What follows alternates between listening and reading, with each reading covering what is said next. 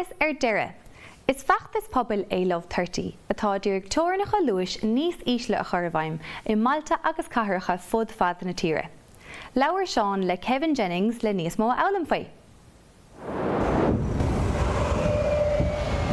Líon na timpiste bhóthar an éireann tar éis méadú le cúpla míon luas. Tá an rialtas ag smaoin bhanis feachtaráin luas ar an móthar a laidú fud fad na tíre. Labhair mé le Jennings atá mar cuid den achtas Love30 fis broch an achtas agus conas sféidir leis an bobal a cumad níos sábháide ar an móthar. Is broch Love30 ná luas teorainn a íslú chun pobal níos sábháilte agus níos mealteach a chathú. Tá sé tábhachtach an luas teorainn a laidú, mar léiríonn an taide go bhfuil an luas mar an cúis is mú ó thaobh timpiste bóireide.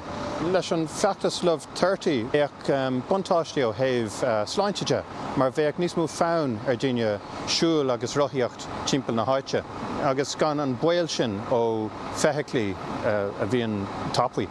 Féidir le daoine óga í téanna agrú chun feachtasaíocht a dhéanú sa scoil nó sa bhaile, agus is féidir le Love30 taú a thuirt leo trí gramadáin nó tíorainneacha nó fiú beidir gunna luais chun luas na feithiclí a bheas taobh muid an scoil. Tá chuige mar luas teorainn taobh muid a scoileanna tá sé go hiomlán míorúnach. Tá an córa céine faoi luas teorainn ar siúil tá sé áflé ar fud na hárpa faoi láthair, agus tá siad chun luas teorainn níos iarúnaí tá siad take isteach I ddíortha mar an bhreathant bheag sa Spáin, agus fiú an seo sa Gaillimh tá siad aithrithe le déanaí go 3 km in aghaidh na huaire.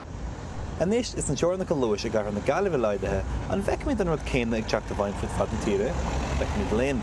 An Tárastát Jack Chambers conreachtaí ag do thuirt os cónadála go luath ach níl aon athrú feice aing go fóil. Seán Maoilchiaráin, Nuacht Cúla4.